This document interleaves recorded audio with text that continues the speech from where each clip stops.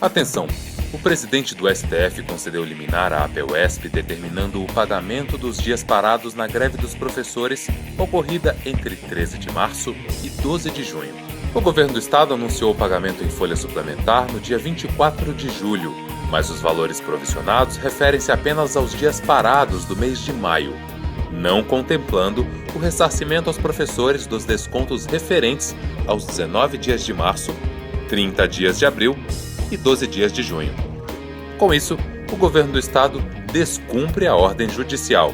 A APUESP protocolou perante o Tribunal de Justiça de São Paulo e o STF novo requerimento no qual solicita as providências legais e cabíveis para a apuração do crime de desobediência, bem como a punição das autoridades envolvidas de acordo com o artigo 330 do Código Penal Brasileiro.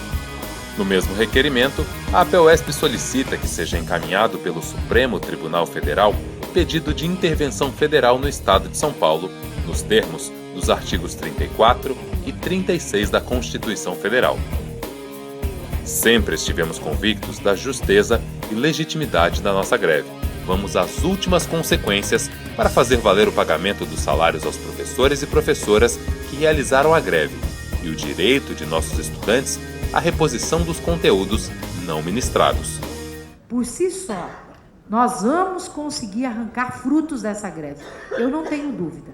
O reajuste, companheirada, vai ser desta forma. Se for pouco, nós estávamos certos. Mas também se for um reajuste a contento, a greve foi vitoriosa. Toda a sociedade sabe que os professores estaduais reivindicam um aumento de 75,33%, que é para ter equiparação salarial com as demais profissões com formação de nível superior, conforme prevê o Plano Nacional de Educação. O governo também sabe, mas responde com reajuste zero. Os professores reivindicam ainda reajuste salarial ao invés de bônus, aplicação da jornada do piso, reabertura das classes e períodos fechados e o imediato desmembramento das classes superlotadas. O máximo de 25 alunos por sala, do primeiro ciclo do ensino fundamental até o ensino médio. Mais, convocação e ingresso de todos os concursados, nova forma de contratação de professores temporários com garantia de direitos, incluindo o atendimento médico pelo IANSP aos professores da categoria O. Fim da lei das faltas médicas e da perseguição aos professores nas perícias médicas. Fim do corte de verbas e ampliação do repasse para as escolas. Garantia de condições adequadas de infraestrutura em todas as escolas e aceleração dos processos de aposentadoria.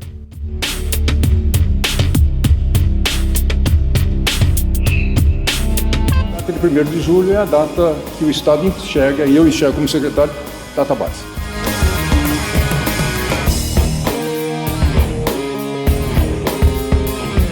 Por que é importante os pais participarem? E os alunos também. Porque quando você estabelece um calendário de reposição, significa que vai ser para o contraturno, no sábado, vai ser na parte das férias.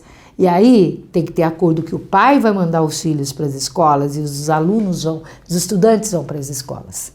Porque se nós não tivermos essa aliança muito bem combinada, o que vai acontecer é que nós vamos fazer o calendário de reposição e a reposição não vai acontecer, porque sem a presença do aluno, ela não acontece.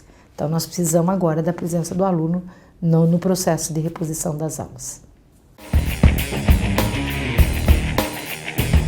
Esse debate ele é um debate extremamente importante, porque ele acontece, e é isso que nós precisamos prestar atenção, que ele é um debate em torno da redução da idade penal, ele está acontecendo em um momento, um contexto político muito importante no Brasil. E é um contexto que nós estamos vivendo e que eu tenho certeza que a maioria de nós aqui não gostaria de estar vivendo esse momento político, que é um momento de restrições de direitos, que é um momento de conservadorismo, que é um momento de redução das agendas positivas, da redução das agendas que conquistam pautas importantes de direitos humanos em nosso país. Nós estamos vivendo alguns retrocessos importantes, como uma tentativa tentativa de retroceder no que nós conseguimos avançar sobre o desarmamento. Nós estamos assistindo violências praticadas praticamente todo dia e reproduzidas na grande mídia.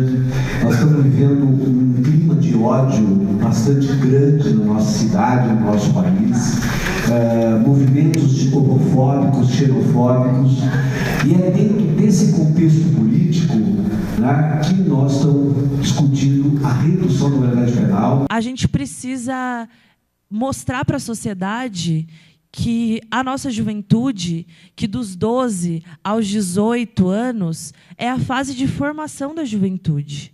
Então, de fato, endurecer a pena para quem alicia menores pode ser uma solução. Mas, junto com isso, a gente acredita que deve ser colocado também o sistema de escola integral, que é uma escola que vai, de fato, educar e ensinar as crianças. Deve ser colocado também um programa de escolas técnicas para que essa juventude possa ter acesso a uma profissão e, aí, sim, eles verem que, de fato, o mundo do crime não é a única opção que ele vai ter. A gente precisa também de cotas nas universidades estaduais, porque a gente vê hoje que as universidades federais já têm 50% das suas vagas reservada para os estudantes que vêm de escola pública, para os estudantes de baixa renda. Mas as universidades estaduais do estado de São Paulo são as mais elitizadas que a gente tem hoje, e a gente vê que apenas 9% dos estudantes que entram nas escolas, nas universidades estaduais, são negros e fazem parte da periferia e são de baixa renda. Apenas 1% dos estudantes que entram nas universidades estaduais paulistas hoje são negros. Que justiça a sociedade hoje tem na mente? É claro, é uma justiça altamente que pensa a punição como a primeira forma de resolução, de resolver conflitos. E, quando eu penso métodos e processos de repressivos, eu não coloco na centralidade da solução o sujeito, aquilo que a legislação dá como a garantia de ele se realizar enquanto ser humano, que é a propriedade de ser um sujeito de direitos. Será que nós, enquanto sociedade, pensamos a justiça nos sujeitos de direitos, que aqueles sujeitos, eles também possuem direitos tanto quanto eu possuo? Ou seja, será que nós estamos falando de uma sociedade, de fato, que perpassa pela democracia, de uma sociedade que perpassa pela ideia da igualdade? Nós ouvimos muito, durante o processo eleitoral, que não poderia desistir do Brasil. Mas, na minha opinião, quem opta por reduzir a maioridade penal para colocar mais jovens, né, no presídio, desistiu do Brasil, né, porque deixa de investir em educação para investir em presídios. Há um levantamento de que cerca de 60 mil jovens deverão, se passa essa agenda, né, de redução da maioridade penal, 60 mil jovens irão para a prisão, né, irão para os presídios, e o levantamento do ministro da Justiça demonstra que há um déficit de 300 mil, né, espaços aí no presídio. Então, quer dizer, isso acaba acarretando um problema de financiamento, né? E um financiamento lastimável, porque não é um financiamento para investir na prevenção do crime. Pelo contrário, é para investir na manutenção do crime.